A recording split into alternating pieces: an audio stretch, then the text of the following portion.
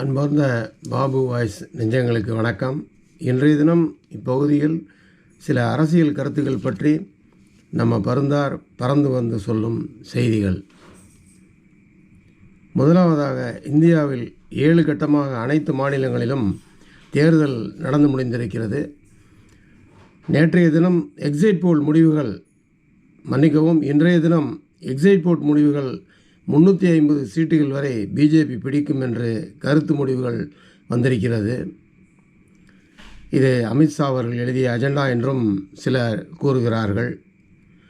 பருந்தார் கணிப்பின்படி NDA கூட்டணியானது 210 சீட்டும், கூட்டணி கட்சிகள் 30 சீட்டும் சேர்த்து மொத்தம் 240 சீட்டும், இந்தியா கூட்டணி 270 பிற கூட்டணி கட்சிகள் 30 சேர்த்து 300 சீட்டுகளும், மற்ற இதர கட்சிகள் 30 சீட்டும் வரலாம் என்று பருந்தார் சொல்கிறார். ஆனால் ஆட்சி மாற்றம் வருவதற்கான அறிகுறிகள் தலைநகர் டெல்லியில் தொடங்கியுள்ளது. டெல்லியில் உள்ள ஐஏஎஸ் ஐபிஎஸ் அதிகாரிகள் திரு ராகுல் காந்தி அவர்களை சந்தித்து வருவதாக தகவல் வெளியாகியுள்ளது. தனிப்பெரும் கட்சி என்கிற முறையில் காங்கிரஸ் கட்சிக்கு வலிமை அதிகரித்து வருவது தெரிகிறது. சில நாட்களாகவே காங்கிரஸ் தலைவர் திரு ராகுல் காந்தி அவர்கள் பல்வேறு விஷயங்களை முன்னெடுத்து வருகிறார். 10 ஆண்டுகள் ஆட்சியில் இருந்த பிஜேபி திரு மோடி அவர்களுக்கு 3 விஷயங்கள் இன்று வரை சவாலாகவே இருக்கிறது. இதனால் ஆட்சிக்கும் அவப்பெயர்தான் ஏற்பட்டுள்ளது என்று பத்திரிகையாளர்களும் அரசியல் பார்வையாளர்களும் கூறுகிறார்கள். அவை வேலைவாய்ப்பின்மை, விவசாயிகளின் வருமானம் இரட்டிப்பு, கேஸ் சிலிண்டர் விலை குறைப்பு. இவற்றில் திரு மோடி அரசு தோல்வியைத்தான் கண்டுள்ளது. எது எப்படியோ, ஜூன் 4ஆம் தேதி பலவித தகிடு திட்டங்களை அரசியல் நிகழ்வுகளில் காணப்போகிறோமா, அல்லது இந்தியா கூட்டணி ஆட்சிகளை கைப்பற்றுமா என்பதை பொறுத்திருந்து பார்ப்போம் மக்களே.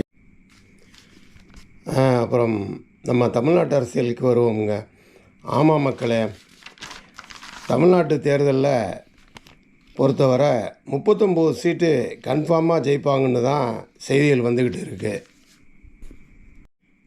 தமிழக அமைச்சரவை ஜூன் 4க்கு பிறகு கண்டிப்பாக கூட்டல் கழித்தல் கணக்குகளோடு மாற்றியமைக்கப்படும் என்பதால் ஒரு சில அமைச்சர்களுக்கு வயிற்றில் புளிய கரைக்குது.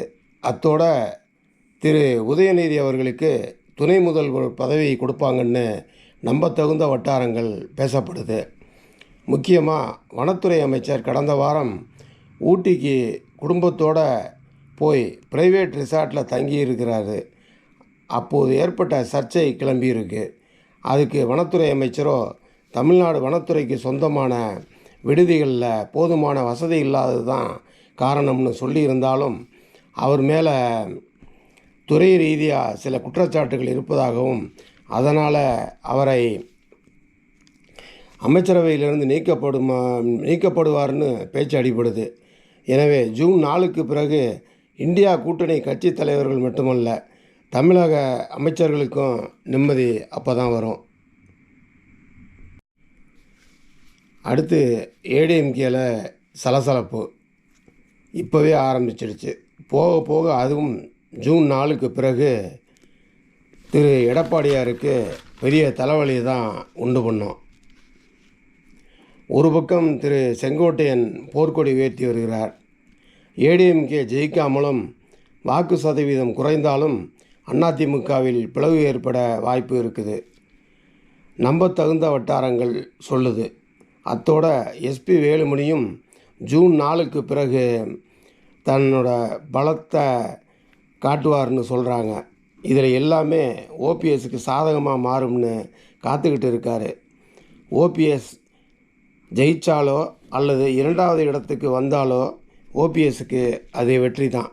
எனவே இந்த தடவை சந்தர்ப்பத்தை சரியாக பயன்படுத்தி அதிமுக கட்சிக்குள்ளே தன்னை இணைச்சிக்கலைன்னா அப்புறம் சின்னம்மா கதி தான் அவருக்கும். ஆனால் திரு தினகரனும் இந்த வாய்ப்பை பயன்படுத்தி அதிமுகவை கைப்பற்ற ஐடியா போட்டிருக்காரு. எனவே ஜூன் 4க்கு பிறகு தமிழக அரசியல் படு சூடாக மாற இருக்கு. சரிங்க, இன்னைக்கு இத்தோட முடிச்சுக்கிட்டு நாளைக்கு புதிய செய்தியோட பறந்து வருவாருங்க. நன்றி மக்களே. இறுதியாக ஒன்றுங்க, இன்றைக்கி நடந்த எக்ஸைட் போல் படி பார்த்தா திருமதி இந்திரா காந்தி, திருமதி ஜவஹர்லால் நேரு ஆகியோருக்கு பிறகு திரு நரேந்திர மோடிஜி அவர்கள் ஹேட்ரிக் அடித்து 3வது முறையாக ஆட்சியை கைப்பற்ற போகிறாரான்னு பார்ப்போம். ஜூன் 4க்கு காத்திருப்போம். நன்றி, வணக்கம்.